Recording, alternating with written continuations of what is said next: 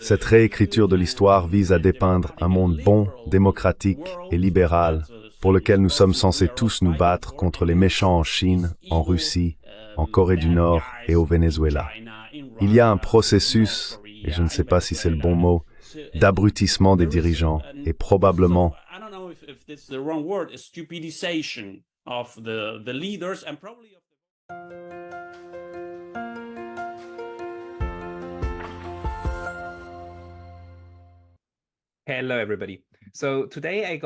Bonjour à tous.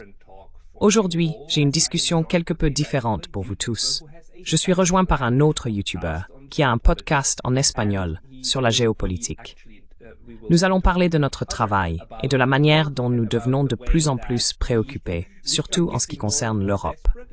Il est actuellement en Europe, tandis que je suis en Asie. Je suis suisse et il est argentin. Il s'appelle Ezequiel Luis Pistoletti. Né à Buenos Aires, Ezequiel détient 2 maîtrises en sciences politiques et en sociologie, ainsi qu'un doctorat en économie et sciences sociales. Actuellement, il est chercheur postdoctoral à l'Université de Buenos Aires et conférencier international basé à Berlin.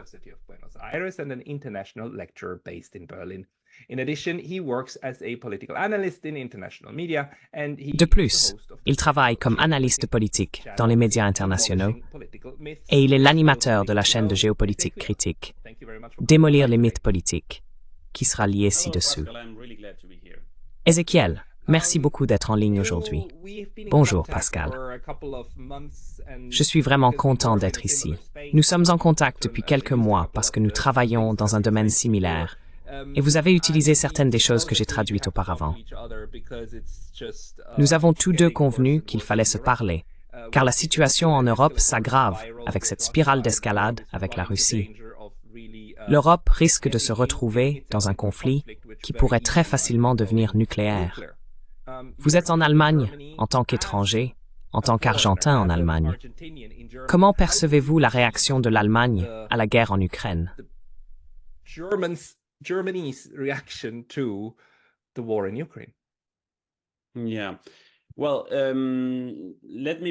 bien, permettez-moi de commencer par dire que je suis argentin et que j'ai naturellement une perspective sud-américaine sur les questions politiques ici. Cependant, j'ai vécu en Allemagne pendant près de 20 ans, donc je suis très familier avec les médias et la société allemande. L'une des premières choses qui m'a vraiment surpris concernant la guerre en Ukraine est l'énorme divergence dans la vision hégémonique et généralisée du conflit. Il y a une différence significative entre les perspectives allemandes et européennes morales du Nord global et du Sud global, et celle de la majorité mondiale.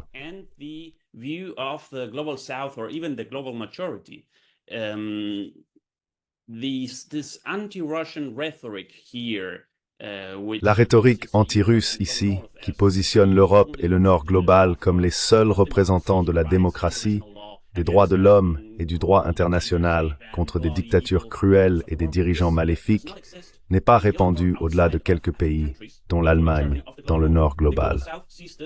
Le Sud global voit ce conflit très différemment. Leur perspective n'est pas nécessairement pro-russe ou anti-russe, mais le considère comme un conflit politique entre grandes puissances qui doit être résolu par la négociation. D'un point de vue neutre, la recherche de la paix et la vision commune de ce conflit, en dehors de la bulle des médias et de l'opinion publique allemande.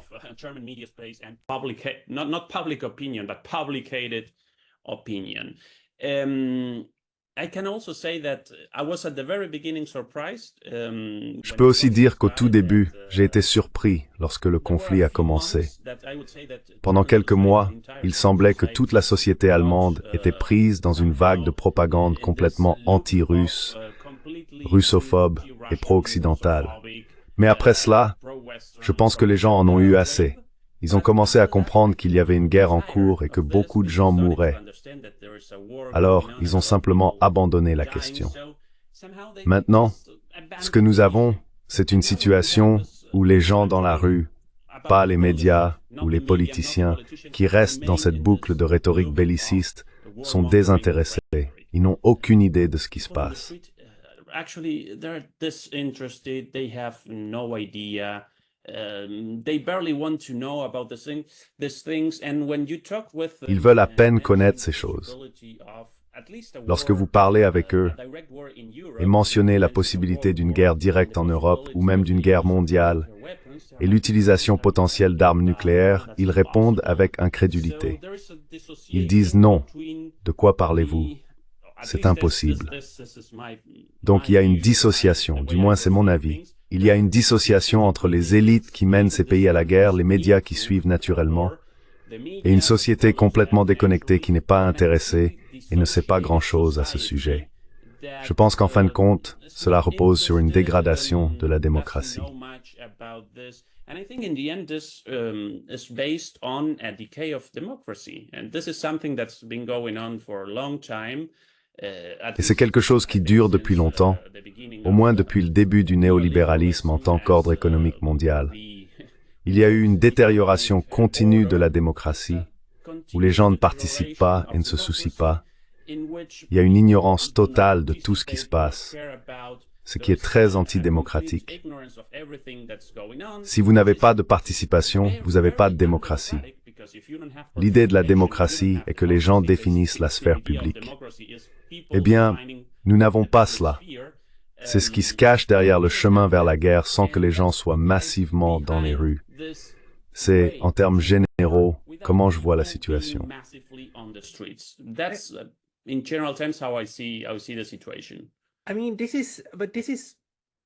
Je veux dire, c'est en partie intentionnel. Déjà, avec le sujet du coronavirus, et maintenant encore plus avec la guerre en Ukraine, la manière dont cela est présenté dans les médias publics est comme un problème où il faut demander aux experts. Les experts vous diront ce qu'il faut faire, du moins en Allemagne, ou dans les médias allemands auxquels j'ai accès via Internet. Je vois cette rhétorique massive. Les gens apparaissent et vous disent qu'il faut confronter la Russie, qu'il faut envoyer les missiles Taurus, et ainsi de suite. Ils critiquent le gouvernement de ne pas escalader suffisamment et d'être trop lent à envoyer des armes. La discussion se déroule généralement ainsi. Les experts disent que l'Allemagne devrait agir plus rapidement et de manière plus décisive. Pourquoi notre gouvernement est-il si réactif? Our government so reactive. So this discourse is also quite. Ce discours est également assez bizarre lorsqu'on examine les préférences sur le terrain. À présent, nous savons qu'une partie significative de la population préfère en réalité la désescalade. Nous avons des statistiques qui sont sorties et nous avons également les résultats des élections parlementaires de l'UE membre. Nous parlons aujourd'hui du 11 juin et les élections parlementaires ont eu lieu il y a 2 ou 3 jours. Surtout en Allemagne de l'Est, l'AfD a remporté une victoire massive. Dans la bulle Twitter, nous voyons beaucoup d'Allemands de l'Ouest se plaindre que les Allemands de l'Est sont toujours antidémocratiques, antisociaux et favorables à Poutine. C'est vraiment assez fou comment la bulle Twitter allemande de la gauche ouest blâme les Allemands de l'Est de ne pas être assez démocratiques et de soutenir Poutine. C'est le discours actuel. Pouvez-vous comprendre cela? That's the discourse that's currently going on. Can you make sense of that? I cannot make sense of that because it doesn't make sense. Je ne peux pas comprendre cela parce que cela n'a pas de sens. En ce qui concerne l'Allemagne, je suis d'accord avec vous sur cette caractérisation de la démocratie allemande. Je pense que la démocratie allemande a toujours été très élitiste, très en quelque sorte oligarchique. C'est même quelque chose qui est dit publiquement, que le pays doit être dirigé par une élite éclairée et non par les masses. Je pense qu'une partie de cela pourrait être liée à l'histoire allemande et à la réécriture de l'histoire, mettant le peuple allemand, les gens d'en bas, comme responsables de la montée de Hitler.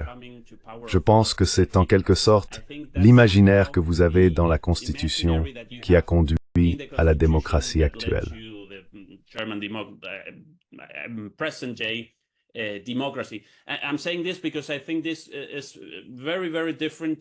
Je dis cela parce que je pense que c'est très très différent de la conception de la démocratie que vous avez par exemple en France. Là-bas, vous avez l'idée ou le souvenir de la Révolution française et la participation du peuple n'est pas vu comme quelque chose de dangereux comme c'est le cas en Allemagne. C'est l'une des caractéristiques de la démocratie allemande. Et bien sûr, vous pouvez le voir aussi dans le conflit en Ukraine. Mais ce que je vois dans toute l'Europe, Pascal, c'est que, indépendamment des spécificités de chaque pays, vous avez des gens qui ne participent pas, qui ne sont pas mobilisés. C'est ce qu'ils utilisent pour faire ce qu'ils veulent. Le seul problème est que dans ce cas, ils font ce qu'ils veulent. Et je pense par exemple à Ursula von der Leyen, qui n'a été élue par personne.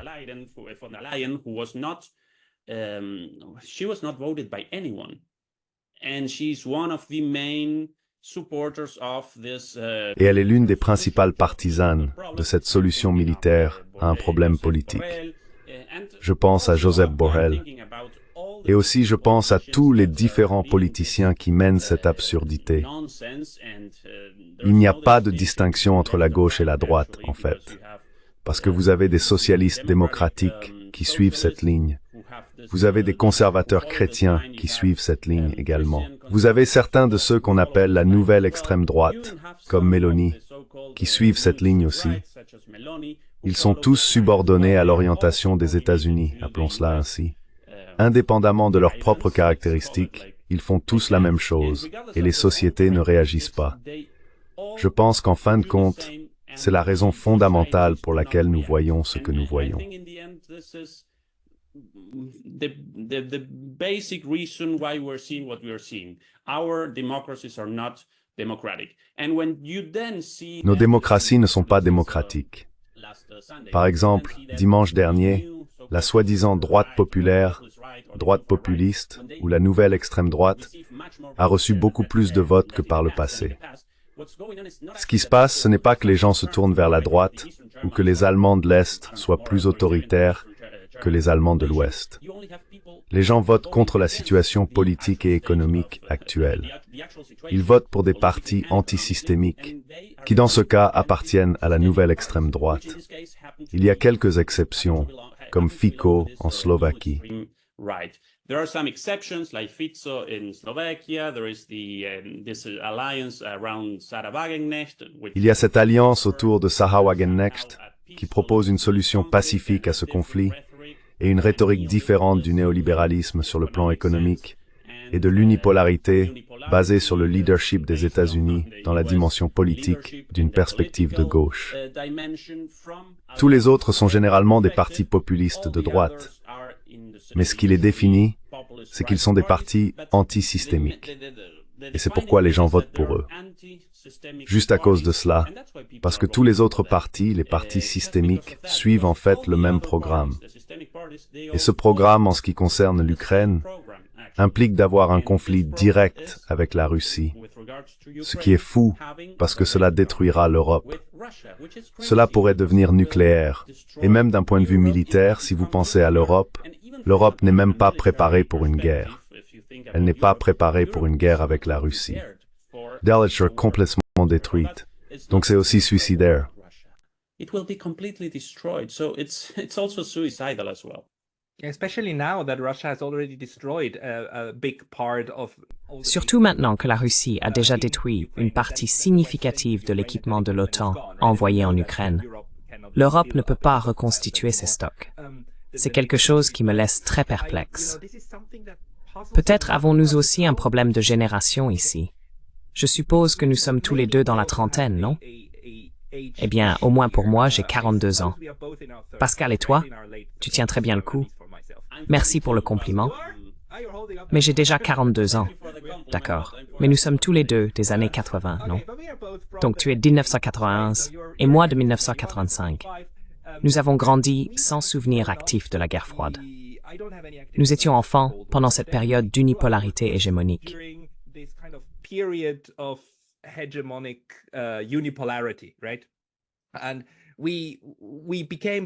Et nous sommes devenus politiquement conscients, je dirais, quelque part autour du 11 septembre, n'est-ce pas?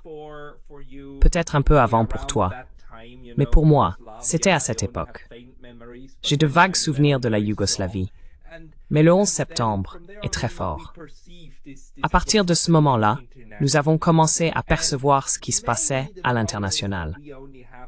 Peut-être que le problème est que nous n'avons que cette période comme référence. Peut-être que c'était tout aussi mauvais avant.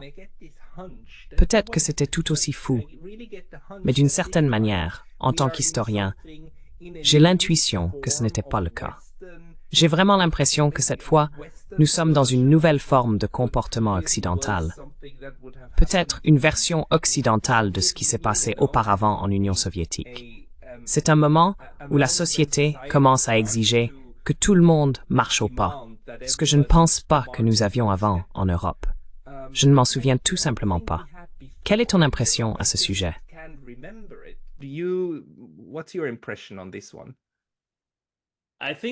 Je pense que nous sommes maintenant dans une situation qualitativement différente à plusieurs égards. Ce que je...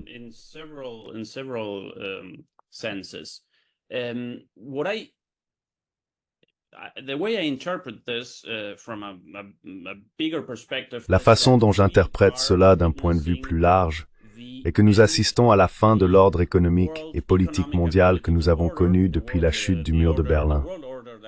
Cet ordre, dans ses dimensions économiques et néolibérales, a en fait commencé avec les premières expériences au Chili et en Argentine dans les années 1970. Il s'est ensuite répandu dans le monde entier dans les années 1980 avec Reagan et Thatcher et s'est accéléré dans les années 90 avec Clinton. D'un côté, la structure économique s'effondre maintenant. La crise de 2008-2009 a été le premier grand coup porté à cet ordre économique et la pandémie a probablement été le coup de grâce.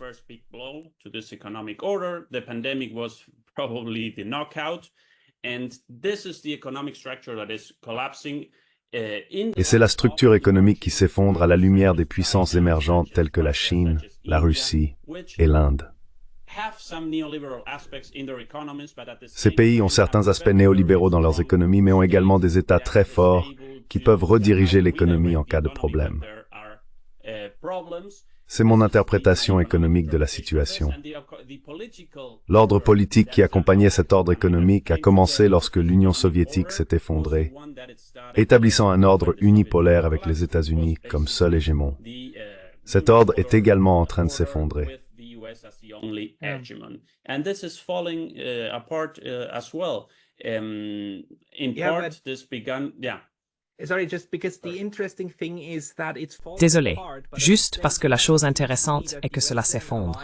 Mais en même temps, il me semble que l'Alliance occidentale, ou l'Occident collectif, comme nous l'appelons souvent, semble se durcir et tomber encore plus en ligne en réponse à cela. Ou peut-être que cela s'effondre, parce que cela se met en ligne.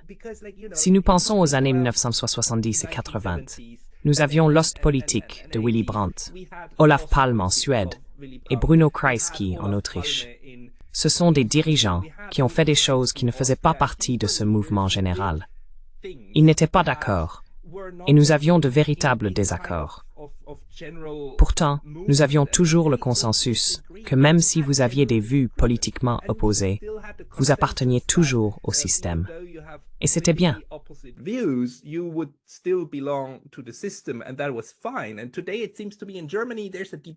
Et aujourd'hui, il semble qu'en Allemagne, il y ait un débat sur l'opportunité d'interdire l'AfD en tant que parti politique. C'est le seul grand parti extérieur. Nous avons aussi Sarah Wagenknecht, mais son parti est très nouveau, donc nous ne pouvons pas encore en dire grand-chose. Il semble y avoir cette idée dans tout l'Occident collectif, et nous la voyons aussi aux États-Unis, que pour être un bon citoyen et un bon participant démocratique, il faut faire ce qu'on vous dit. Et ce sont les élites mondiales, généralement présentes dans un, deux ou trois partis, qui vous le disent. Ensemble, ils forment ce que Jimmy Dore appelle le parti unique.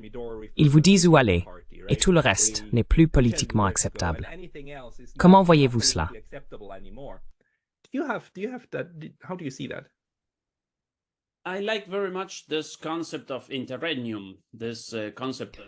J'aime vraiment ce concept gramscien d'interrègne. C'est une période de transition où l'ancien ordre n'a pas complètement disparu et le nouvel ordre n'a pas encore pleinement émergé. Pendant cette transition, les pires choses peuvent arriver. L'une des choses que nous voyons est le renforcement de la répression et de la censure, ce tournant antidémocratique que vous avez mentionné, se produisant dans tous les pays de l'hémisphère occidental. Chaque défi dans le discours est immédiatement qualifié d'antidémocratique, ou d'une manière ou d'une autre pro-russe. Ils ont cette idée qu'ils sont la démocratie, et que tout ce qui diffère d'eux est antidémocratique. C'est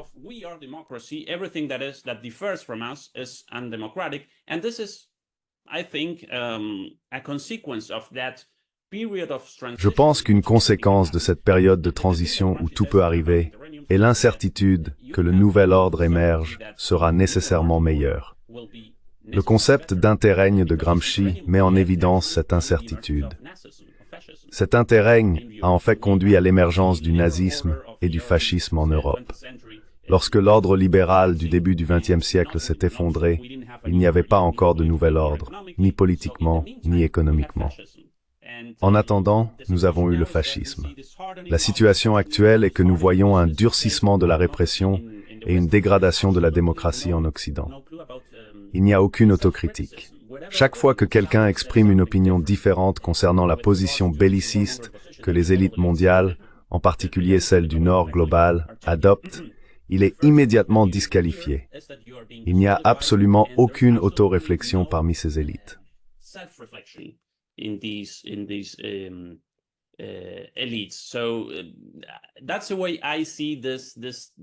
Donc c'est ainsi que je vois ce processus de détérioration de la démocratie. En relation avec le passé, Pascal, tu as mentionné une partie de l'os politique et des politiciens des années 60 et 70. Je pense que nous sommes bien au-delà de ce point de dissuasion nucléaire. Nous sommes maintenant en eau inconnue. À l'époque, la dissuasion nucléaire signifiait éviter les confrontations directes avec des armes conventionnelles entre les grandes puissances, parce que cela pouvait entraîner une réponse nucléaire. Nous avons dépassé ce point il y a longtemps. Maintenant, nous avons une confrontation militaire conventionnelle, presque directe, entre les grandes puissances. C'est pire qu'en 58, si tu veux mon avis. We are in uncharted. It's worse than in 58, if you ask me. No, absolutely. You're right. Non, absolument, absolument. Vous avez raison à ce sujet. Nous n'avons plus les traités de limitation des armements que nous avions autrefois, comme le traité sur les missiles interbalistiques, etc. Ils ont tous disparu. Le seul que nous ayons encore est le TNP, le traité de non-prolifération. Heureusement, celui-là est toujours en place. Mais nous verrons où cela nous mènera. Nous avons perdu beaucoup. Nous avons également perdu le consensus entre les grandes puissances, entre les superpuissances, selon lequel vous ne devez pas attaquer le territoire de l'autre. Maintenant, nous avons officiellement les États-Unis qui disent que vous pouvez utiliser nos armes pour frapper la Russie proprement dite. Pas seulement la Crimée, pas seulement le Donbass. Vous pouvez frapper la Russie proprement dite. C'est une énorme violation des lignes rouges précédentes des États-Unis pendant la guerre froide.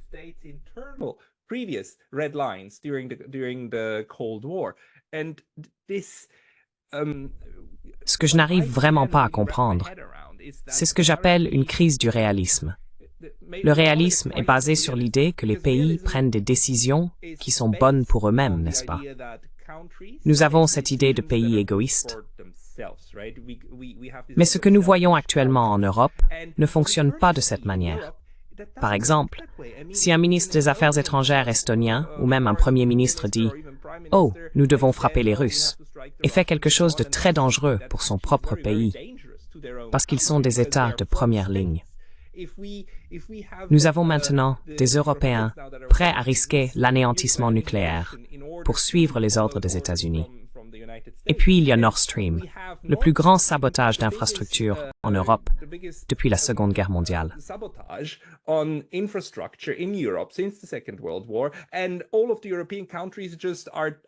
Tous les pays européens ferment les yeux là-dessus, ce qui leur fait du tort. Il se passe autre chose, et cela ne peut pas être expliqué en termes réalistes de ces pays agissant dans leur propre intérêt. Donc, nous devons examiner le niveau des élites et essayer de comprendre pourquoi ces élites mettent manifestement en avant un ensemble de valeurs très différents. Ils parlent de valeurs tout le temps, n'est-ce pas? ces élites mondialistes que je déteste tant. Ils placent ces valeurs bien au-dessus de ce que beaucoup de gens sur le terrain préféreraient en termes de politique. Quelle école de pensée pensez-vous, en ce moment, peut nous aider à comprendre une Europe suicidaire?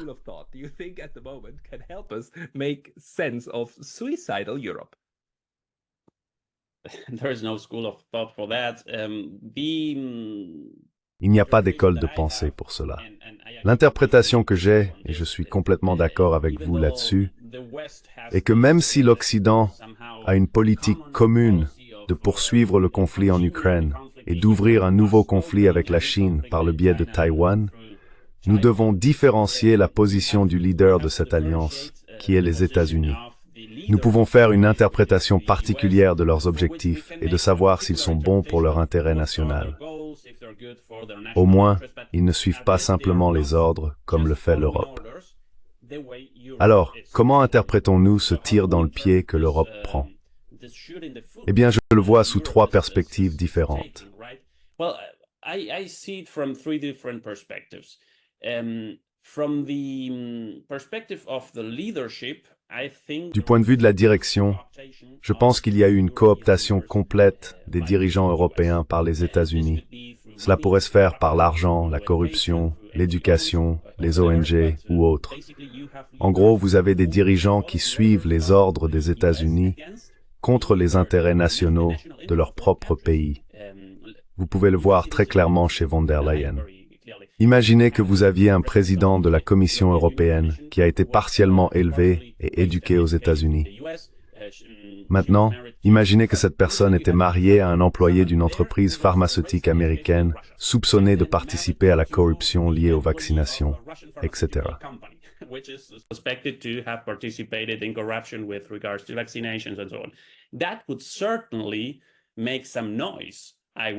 Cela ferait certainement du bruit, je dirais.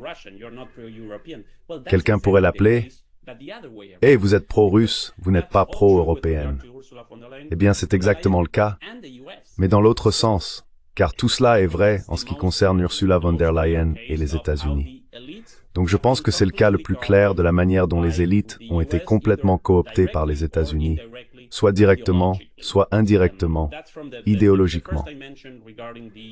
C'est le premier point que j'ai mentionné concernant ces politiques suicidaires suivies par l'Europe.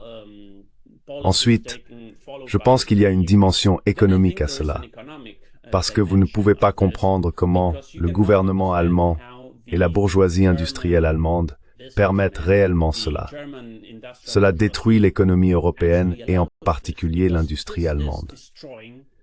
European economy, and in particular the German industry. The German industry, Pascal, which is the main... L'industrie allemande, Pascal, est le cœur principal de l'économie allemande et la locomotive de l'Europe. Elle a des centaines d'années d'histoire. Nous connaissons tous les marques allemandes de voitures et d'autres produits. Ils ne peuvent plus produire ici à cause de ce conflit qui a conduit à la destruction de l'infrastructure qui les approvisionnait en énergie bon marché. Sans énergie bon marché, ils doivent déplacer leurs entreprises soit en Chine, soit aux États-Unis. Alors que se passe-t-il avec eux? Où est la bourgeoisie industrielle nationale en Allemagne qui dit pratiquement rien? Je me souviens de quelques critiques du PDG de BASF au début, mais c'est tout. Oui. BASF CEO at the beginning, but that was it. They're completely subordinated to the US-led. Ils sont complètement subordonnés à la politique dirigée par les États-Unis contre leurs propres intérêts économiques. Une explication à cela est le changement de la propriété des actions dans les principales industries allemandes. De nombreux secteurs de l'économie ont commencé à être achetés il y a des années par des fonds américains, comme BlackRock et d'autres. Ces grands fonds américains ont essentiellement acheté la plupart des actions allemandes et européennes dans l'industrie. Ce changement dans la structure économique conduit à la position actuelle de l'industrie allemande concernant ce conflit, ce qui leur est très préjudiciable.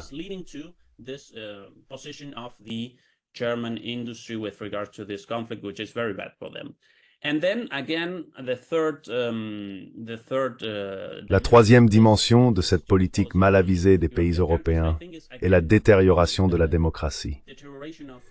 Les dirigeants économiques et politiques peuvent mettre en œuvre ces politiques parce que les gens ne se mobilisent pas et ne disent pas « Stop, nous ne voulons pas de cela ». Ils restent simplement chez eux.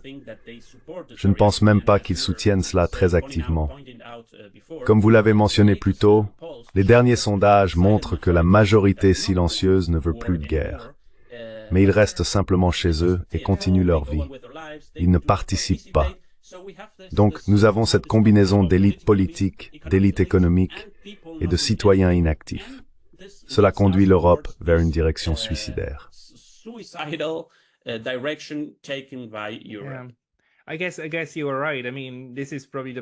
Je suppose que vous avez raison. C'est probablement la manière la plus sensée de l'expliquer. Nous sommes vraiment dans un processus de satellisation, où les pays européens sont devenus de plus en plus comme des satellites des États-Unis. Les élites, en particulier, sont maintenant attachées aux États-Unis, non seulement les élites politiques, mais aussi les élites économiques et les leaders d'opinion. Tout se passe à travers des think tanks et d'autres institutions basées aux États-Unis. Ainsi, le sort et les souhaits des États-Unis sont devenus, dans une large mesure, le sort et les souhaits de ce groupe de personnes qui sont alors heureux d'aller de l'avant.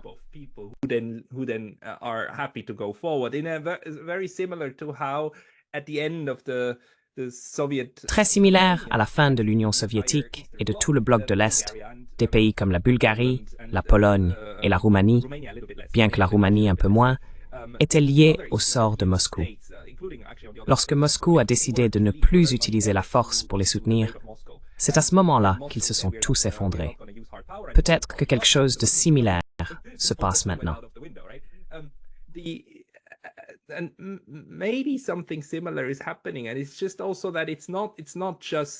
ce ne sont pas seulement les intérêts politiques et économiques directs.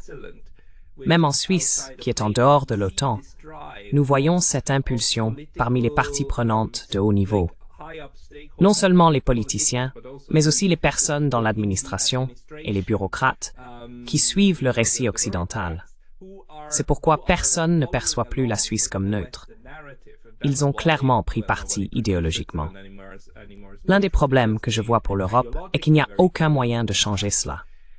En Suisse, au moins, nous avons des instruments démocratiques directs. Nous avons pu recueillir plus de 100 000 signatures. Et maintenant, nous pouvons imposer un référendum sur la neutralité en Suisse.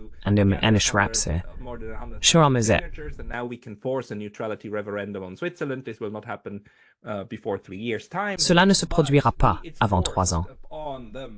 Mais cela leur est imposé. Et ensuite, nous pourrons avoir un débat public sur la manière dont nous voulons définir la neutralité. Doit-elle être une neutralité pro-occidentale ou une neutralité plus équilibrée? Cela peut sembler trivial, mais c'est ce à quoi cela se résumera. Cependant, il n'existe pas de telles avenues ailleurs, n'est-ce pas? La démocratie parlementaire condamne essentiellement les sociétés à ne choisir que des figures de proue. Vous pouvez protester un peu, mais si la protestation va trop loin, l'État et les figures de proue répriment immédiatement. Cette préférence élitiste est en quelque sorte intégrée dans le système de la démocratie parlementaire, n'est-ce pas?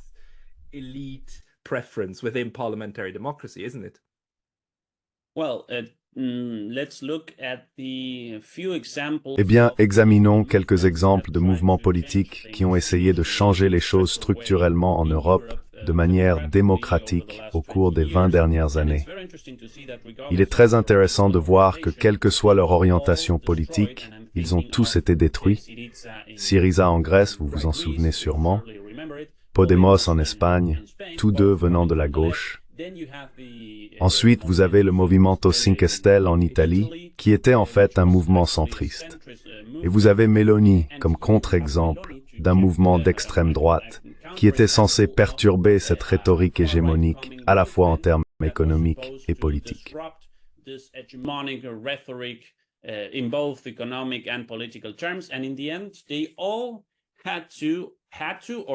Et à la fin, ils ont tous dû ou voulu, d'une manière ou d'une autre, se subordonner aux doctrines de l'OTAN et aux ordres venant des États-Unis. Je pense que Sevindik Delem parle de la naturalisation de la politique en Europe et dans le Nord global en général. J'ajouterai à toutes ces choses que nous mentionnons, Pascal, que je vois aussi, et c'est très inquiétant, une énorme détérioration des dirigeants politiques. Ils sont devenus incroyablement ignorants dans leur éducation, leur formation et leur conception de l'histoire. Vous les écoutez parler et ils disent parfois des choses incroyablement stupides.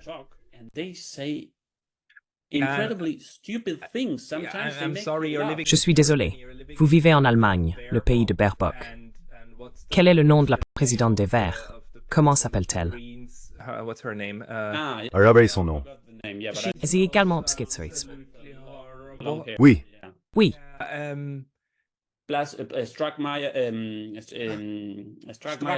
de plus, Strzok Zimmermann, des libéraux, Walt Schulz, et regardez Macron. Ils sont tous vraiment honteux. Même si vous considérez qu'ils ont des positions différentes, ils n'agissent pas intelligemment. Ils sont tout simplement stupides. Dans ce contexte, vous voyez également une réécriture de l'histoire qui convient à ce qui se passe. Vous avez vu cela la semaine dernière lorsqu'une journée était commémorée. Par exemple, Zelensky et Schulz ont été invités, même si l'Allemagne était de l'autre côté, et les nationalistes ukrainiens, à l'époque, combattaient également pour les nazis. Back then were also fighting for the Nazis. The Ukrainian state is now officially L'État ukrainien a maintenant officiellement célébré une figure comme Stepan Bandera et il l'invite à célébrer la libération du nazisme en Europe. Ensuite, vous avez cette nouvelle idée folle en Allemagne, selon laquelle l'Allemagne a été libérée du nazisme, ce qui efface essentiellement le cœur de ce qui s'est passé. L'Allemagne a nourri le nazisme. Il n'y avait pas seulement des nazis en Allemagne, il y avait des nazis partout. Mais vous ne pouvez pas parler des Allemands étant libérés du nazisme, parce que cela efface en quelque sorte la responsabilité de l'Allemagne dans l'action du nazisme, dans la création du nazisme. Erases the responsibility of Germany in creating Nazism, and then you have, for instance, Russia not being invited. Et puis vous avez par exemple la Russie qui n'est pas invitée à cela, malgré le fait qu'elle ait mené le plus grand effort de guerre pour vaincre le nazisme. Je ne me considère pas comme un Russe ou quoi que ce soit, mais c'est la vérité historique. À la lumière de ce processus de devenir plus ignorant et plus stupide, vous avez aussi cette réécriture de l'histoire pour montrer un monde soi-disant bon, démocratique et libéral, pour lequel nous nous battons tous contre ces méchants en Chine, en Russie, en Corée du Nord et au Venezuela. Il y a un processus de, je ne sais pas si c'est le bon mot, une stupidisation des dirigeants et probablement des électeurs aussi.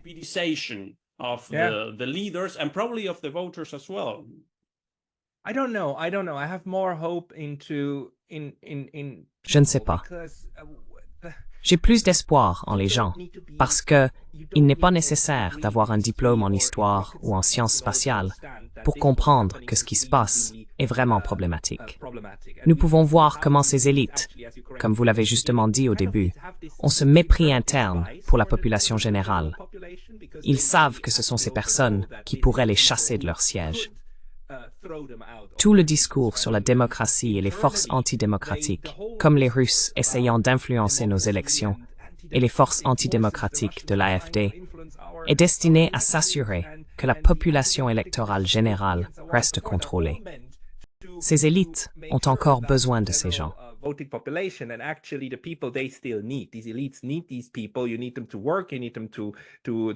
Vous avez besoin d'eux pour travailler. Vous avez besoin d'eux pour produire des biens. Et finalement, si vous voulez faire la guerre, vous avez besoin d'eux pour prendre les armes et courir avec le sourire aux lèvres vers les balles. Dans ce processus, vous voulez vous assurer que l'espace d'information est sûr. Nous entendons également ce discours. La désinformation est un sujet tellement important parce que les élites sont parfaitement conscientes que si elles ne contrôlent pas l'espace d'information, les gens ne sont pas si stupides. Vous devez vraiment les propagandiser de manière proactive afin de les maintenir dans une bulle.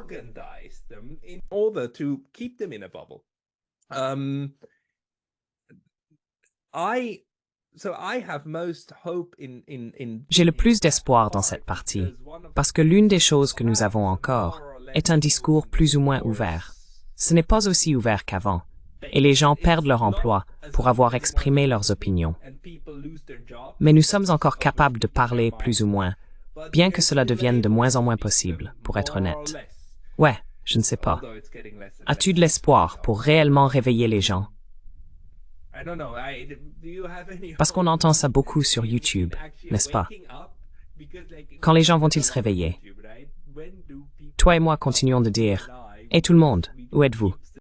Pouvons-nous enlever la couverture un instant? » Can we take away the blanket for a second?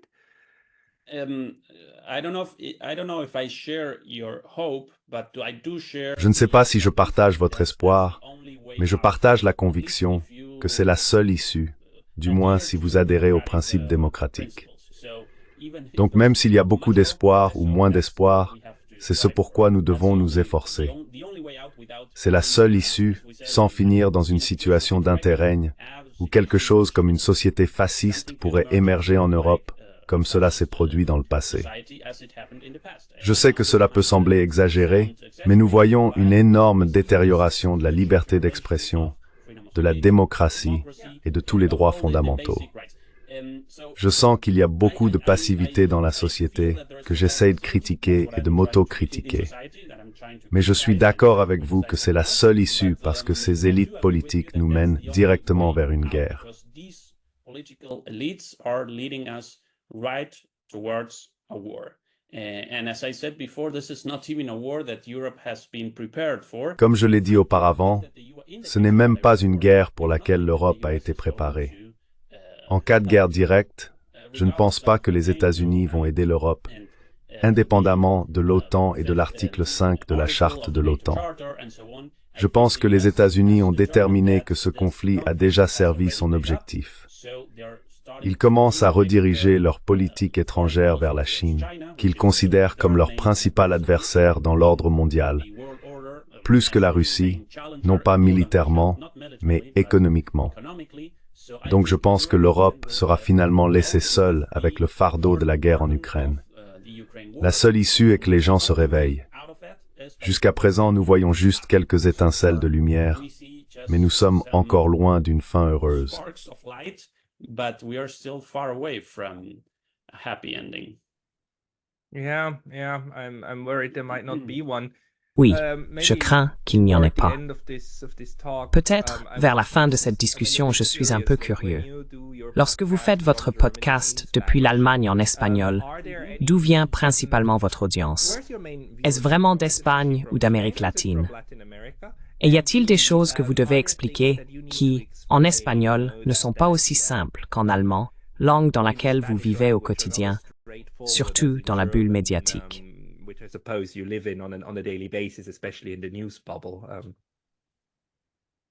Well, actually, it's 50-50. My Eh bien, en fait, c'est du 50-50. Mon audience vient d'Espagne, mais aussi d'Amérique latine. Ceux qui regardent ma chaîne sont des penseurs critiques, surtout les Espagnols. Ils comprennent la perspective critique que nous adoptons. Mais pour les Latino-Américains, la première question qui se pose est celle que vous venez de poser, Pascal, à propos de ce qui se passe en Europe. Pourquoi agissent-ils de manière si insensée? Je pense que c'est ce que tout le monde dans le Sud global se demande, parce qu'ils ne peuvent pas comprendre cette subordination aux politiques américaines contre leurs propres intérêts nationaux.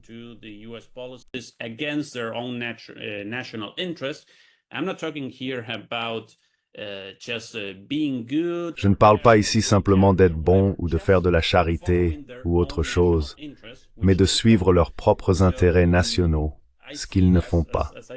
Donc, comme je le disais avant, il y a une perspective complètement différente concernant ce conflit. Je vois une bulle en Allemagne et en Europe occidentale. Eh bien, pas seulement en Europe occidentale, mais en Occident en général, y compris l'Europe et l'Amérique du Nord. Ils sont juste dans une bulle. Et les gens sont dans une bulle. Partout dans le monde, la vision partagée est celle dont nous parlons. C'est peut-être la principale différence entre le public qui regarde mon émission et le public général en Allemagne.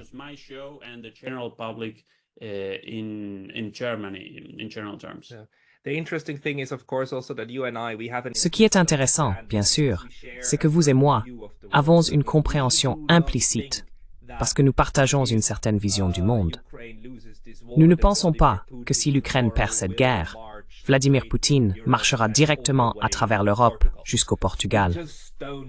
Nous ne croyons tout simplement pas cela.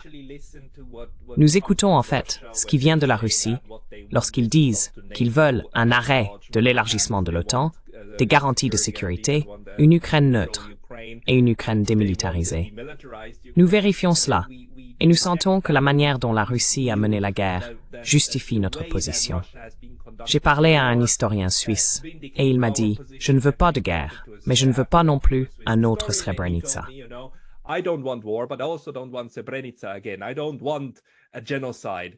Je ne veux pas de génocide. Et Vladimir Poutine essaie de commettre un génocide en Ukraine.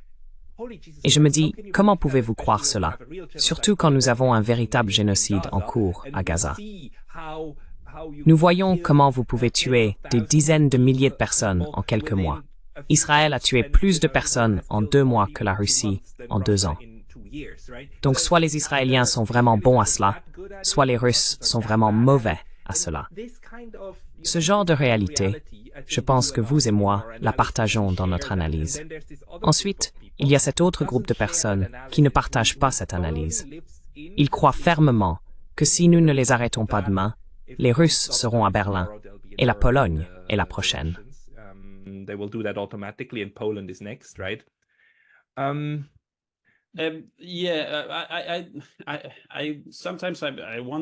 Oui, parfois je me demande moi-même combien de personnes croient vraiment à ces absurdités, ou combien de personnes les répètent simplement pour que les électeurs ordinaires y croient.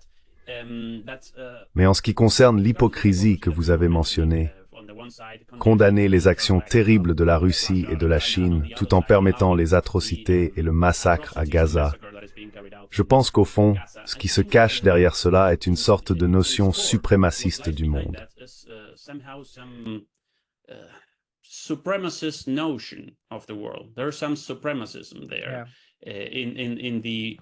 Il y a du suprémacisme dans la vision du monde des dirigeants du Nord global.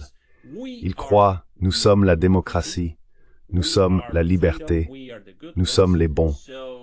Donc tout ce que font les Russes, les Chinois, les Indiens ou les Brésiliens est mauvais.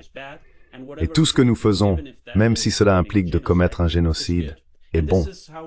Je suis parfois étonné d'entendre des choses comme « Eh bien oui, Israël bombarde des civils, mais c'est le seul État démocratique de la région. » Au-delà de cette déclaration, qui peut être remise en question dans une certaine mesure, il faut la remettre en question. C'est totalement, complètement et ridiculement faux. Mais au-delà de cela, à quel point la politique israélienne est-elle démocratique? L'idée est que puisque nous sommes une démocratie, nous pourrions commettre un génocide, bombarder l'Irak ou faire ce que nous voulons. C'est du suprémacisme, non?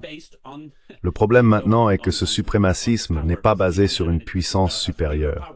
De nouveaux acteurs émergent qui contrebalancent ce pouvoir. La puissance des États-Unis et de l'Occident ne disparaît pas dans ce nouvel ordre mondial, mais elle est contrebalancée. Cela conduit aux politiques insensées et folles que nous voyons partout. Cette question de suprémacisme est ancrée dans la tête de nombreux dirigeants occidentaux.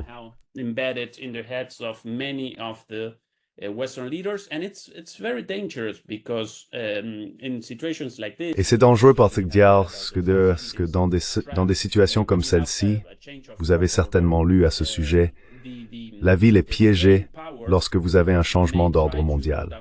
La puissance en déclin peut essayer de descendre en se battant. Et à cette époque de l'histoire, cela pourrait signifier une guerre mondiale avec l'utilisation d'armes nucléaires. Donc encore une fois, même si parfois je suis très critique à l'égard de la passivité des sociétés du Nord global, je pense que la seule issue est de promouvoir un éveil démocratique. Nous devons démocratiquement retirer ces élites politiques et économiques du pouvoir et créer des pays plus démocratiques qui veulent la paix, de meilleures conditions de vie pour tout le monde et un monde socialement plus juste qu'il ne l'est actuellement.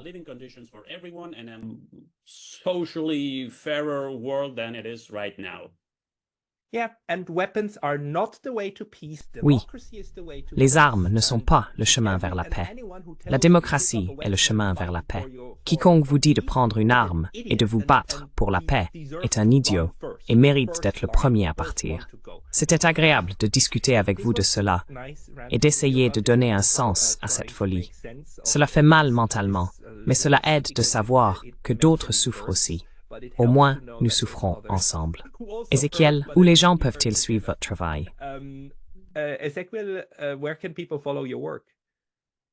My channel is called Demoliendo. Ma chaîne s'appelle Demoliendo mitos y la política. C'est en espagnol, mais les sous-titres en anglais sur YouTube fonctionnent assez bien. En anglais, ce serait Demolishing Political Myths. C'est ma chaîne YouTube et vous pouvez la trouver en ligne. Il y a beaucoup de contenu qui est en fait sur la même ligne critique que votre chaîne, Pascal. Ézéchiel, merci beaucoup pour votre temps aujourd'hui. Nous parlerons à nouveau bientôt. Merci, Pascal. Thank you, Pascal.